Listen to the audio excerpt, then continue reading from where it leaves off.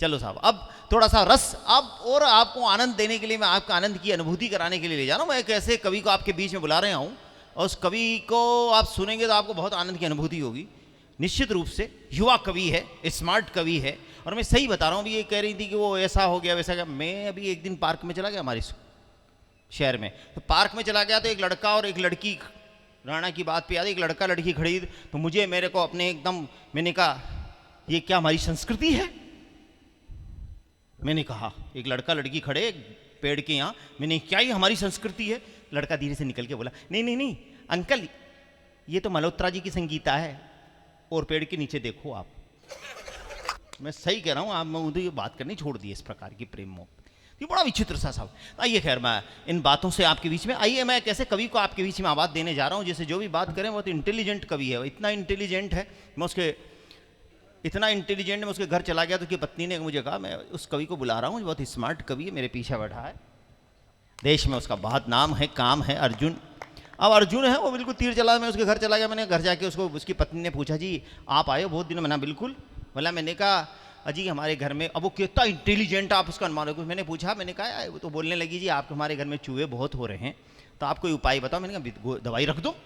अरे बोला नहीं नहीं मैं ऐसे पाप अभी सही नहीं, मैं कुंभ जाके आई हूँ और ऐसे पाप नहीं करना। मैंने कहा अच्छा ठीक है, तो ऐसा करो, तलवार है, अपन राजपूत लोग हैं। बोला हाँ तलवार है, उस तलवार को ऐसा करो धार लगाओ अंदर से, एक तरफ काजू रख दो, एक तरफ किशमिश रख दो। रात को अंधेरे में चूहे आएंगे और तलवार की तरफ देखेंगे और कहेंगे काजू भी नहीं है, काजू खाऊं कि किशमिश खाऊं, काजू खाऊं किशमिश खाऊं, चूहा मर जाएगा। मैं तो एक के आ गया। भाई अर्जुन घर पहुंचा, इन्हें कहा क्या अभी उसने पत्नी ने कहा देखो जी प्रदीप जी आए थे, कितने इंटेलिजेंट, उन्होंने बताया दवाई नहीं देनी और एक तलवार रख दो घिस के और उसके ऊपर एक तरफ काजू लगा, काजू खाऊं किशमिश खाऊं, मर जाएगा चूहा। इन्हें बावड़ी हो रही है, काजू भी मत रख किशमिश भी मत रख, बस तलवार रख दे अपने को। तो फिर वो चूहे कैसे मरेंगे? अरे क्या बोला मर जाएगा। रात को चूहे आएंगे और देखेंगे तलवार पे गर्दन रख के, काजू भी नहीं है और किशमिश भी नहीं है। उस इंटेलिजेंट कवि को बुला रहा हूं मैं आपके बीच में। चारों तरफ जब होती है हास्य की गड़गड़, घटाएं छाती है धड़ धड़, तो आपके बीच में आता है हास्य का एक अनूठा चमत्कार जिसका नाम होता है अर्जुन अल्लड़। जोरदार तालियां बजा दी अर्जुन अल्लड़ के लिए। मेरे माइक पे आके खड़े होते ही आप सारे के सारे ऐसे खामोश और शांत हो गए जैसे मैं खड़ा नहीं हुआ कोई लंबा हो गया हो, और आप सब उसकी कपाल क्रिया पूर्ण होने की प्रतीक्षा कर रहे हो। अरे नौहर के मस्त जबरदस्त प्यारे श्रोताओं, एक बार पीछे तक दोनों हाथ उठा करके तालियां बजाइए। इससे पता लगता है। बहुत बहुत आभार व्यक्त करता हूं मैं आप सभी का, और विशेष आभार व्यक्त करता हूं मैं अग्रवाल जी का, मित्तल जी का, आयोजन समिति का, जिन्होंने इस महनीय कार्यक्रम में मुझे भी आमंत्रित किया। थोड़ी बहुत देर आप 10-15 मिनट सुनिए, आनंद लीजिए।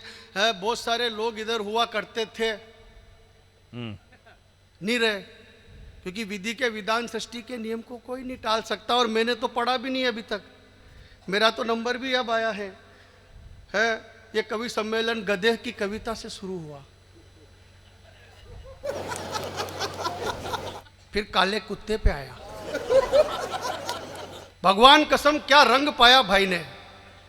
धुलंडी के दिन इससे पूछेंगे तू होली खेल लिया कि अब खेलेगा। धर्मशाला में 2 घंटे तक हमने इसको साबुन से धोया, फिर उस साबुन को धोया जिससे इसको धोया, फिर वो तीसरे के काम में लेने लायक होया। बहुत अच्छी कविता इन्होंने पढ़ी। थोड़ी सी देर आप मुझे सुनो, कोई तनाव नहीं, आनंद और मजे का काम है। मैं बिल्कुल भी ज्ञान व्यान आपको नहीं दूंगा। शुरुआत से ज्ञान व्यान क्या मतलब आ रहा है। और भाई साहब, प्रदीप भाई साहब, ज्ञान नहीं देना चाहिए। इस देश में ज्यादा ज्ञान देने के चक्कर में 2-3 बाबा ऑलरेडी फंसे हुए हैं जेल में। अपना चौथा वाला बनने का बिल्कुल मूड नहीं है। बचपन में माँ कहती थी मस्ती मत कर बाबा पकड़ लेगा, मस्ती मत कर बाबा पकड़ लेगा। बाबा को पुलिस ने पकड़ लिया, वो भी मस्ती के चक्कर में। तो थोड़ी सी देर आनंद लो, मजा लो। देखो होली का कवि सम्मेलन, आप सब यहाँ पर काय के लिए बैठे, काय के लिए आयोजन किया, मजा लेने के लिए। है मुझे अग्रवाल जी ने और मित्तल जी ने काय के लिए बुलाया? मजा देने के लिए। तो नौहर के प्यारे मस्त जबरदस्त श्रोताओं, मजे का शाश्वत नियम यह है कि मजा देने वाले से ज्यादा मजा लेने वाला एक्सपर्ट होना चाहिए।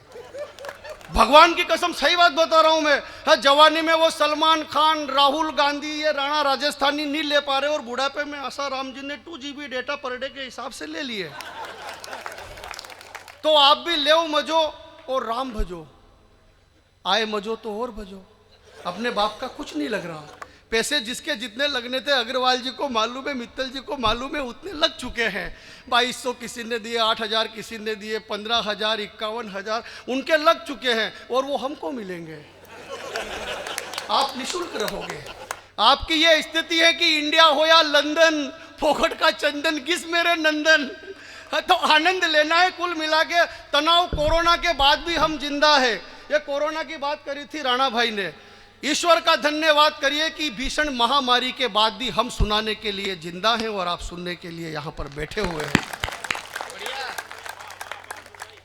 लेकिन ज्ञान नहीं देना है, मजे में रहना है, अपने को टेंशन नहीं रखनी है। काय की टेंशन ले भाई साहब? हमने क्या नहीं देखा? हम वो पीढ़ी है, हमने लॉकडाउन देख लिया, कोरोना देख लिया, जीएसटी देख ली, 370 देख ली, प्रभु श्री राम का मंदिर देख लिया, 144 साल बाद हिंदू आस्था का लगने वाला महाकुंभ देख लिया। महाकुंभ में मोनालिसा देख ली, मोनालिसा की आंखें देख ली, आईआईटी वाले बाबा देख लिए, लंबे हाथ वाले बाबा देख लिए, कांटे वाले बाबा देख लिए। तो मैंने कहा एक दिन है भगवान और कुछ देखना है कि समेटे दुकान।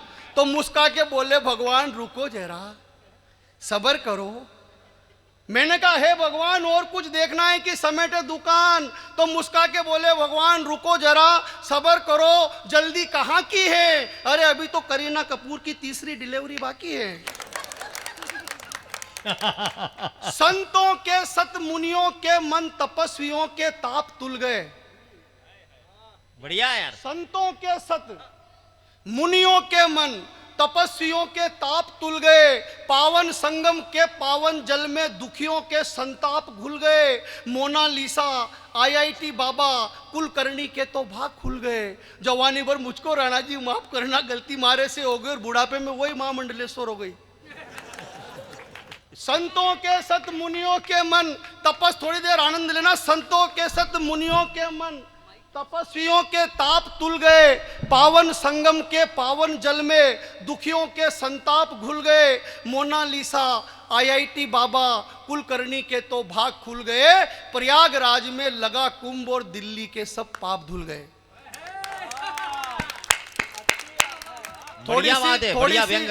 थोड़ी सी ठंड कम पड़ते भाई साहब, दिल्ली वालों ने मफलर उतार के फेंक दिया। ये कहने लगा कामता माखन मेरे से, भाई साहब आप कुंभ में नहीं गए। मैंने कहा मुझे भी दुख है। बोले दुखी मत हो, जो भी पाप किए हैं भाभी जी को बता दो, वो एक एक करके धोने से धो देगी। जैसा कि राणा राजस्थानी ने कहा, भाई टेंशन नहीं लेनी है, चाहे हिंदू हो मुस्लिम हो, हिंदू मुस्लिम सिख ईसाई सबको सीधा करे लुगाई। इसको कर ही दिया। शादी से पहले, ये शादी से पहले कुंवारा हुआ करता था। कहने लगा अर्जुन भाई दाम्पत्य जीवन का सुख नहीं मिल रहा, कोई जुगाड़ हो तो बताओ। अरे मैंने कहा राणा भाई इस देश में 2 चीजें सक्सेस है, या तो दादागिरी या फिर बाबागिरी। मैंने कहा या तो किसी दादा से मिलो या फिर किसी बाबा से। ये बोले बाबा वाला आइडिया ठीक है यार। ये चला गया एक फर्जी बाबा के पास, इसके भाग्य में वही लिखे थे। जाके बोले बाबा मेरी मुराद पूरी करो। बाबा ने कहा क्या चाहिए? बोले शादी नहीं हुई लड़की चाहिए खूबसूरत। बाबा ने कहा कि जा अगर तू हिंदू हुआ तो सोनाक्षी सिन्हा मिलेगी, मुसलमान हुआ तो जोया खान मिलेगी, सिख हुआ तो अमृता सिंह मिलेगी, ईसाई हुआ तो जेनिफर लोपेज मिलेगी। तेरा नाम बता बच्चे। अब ये प्रतापगढ़ का टैलेंटेड कवि ये फट बोला जी मेरा नाम है श्री अब्दुल राणा राजस्थानी सिंह फर्नांडिस।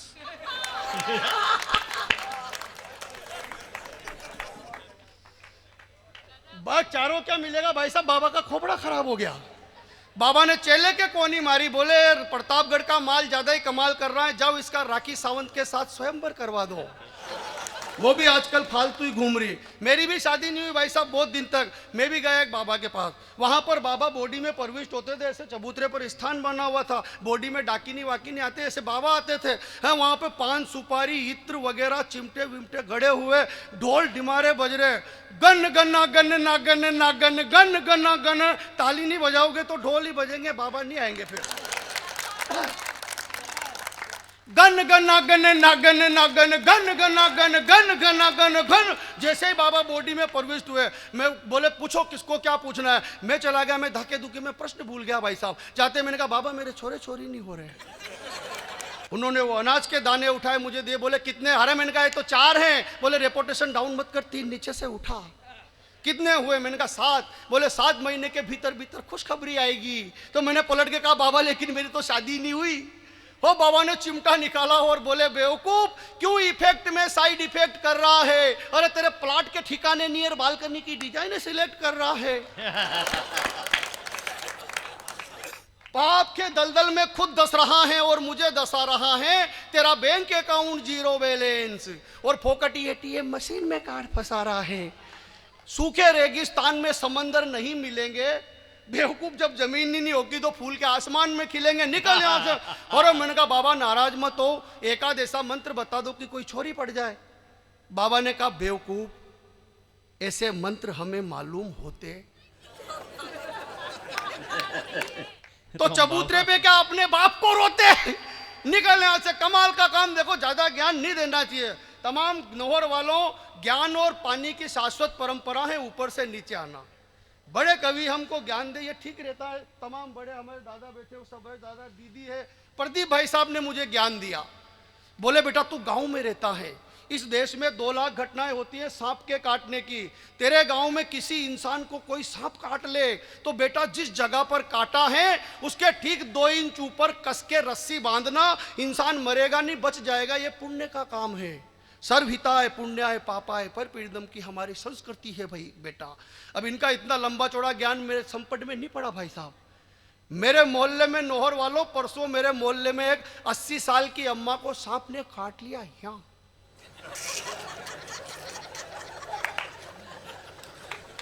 मैंने कहा पुण्य कमाओ। नौहर वालों अपन ने कस के रस्सी बांधी। यहाँ 15 मिनट में डोगरी की फाइल सलट गई। पोस्टमार्टम की रिपोर्ट में पता चला मौत जहर से नहीं हुई, घुटन से हुई। तो अपन 2 दिन पहले इधर की तरफ निकल लिए, नौहर की तरफ। अरे इस कवि सम्मेलन को और खुशनुमा बनाइए। दम है आपके हाथों में, जरा दिखाइए। सुनना चाहते हो यदि अर्जुन अल्लड़ को मस्ती से, तो एक बार दोनों हाथ उठा करके। बढ़िया बढ़िया बढ़िया बढ़िया भैया, ये भी हाँ नहीं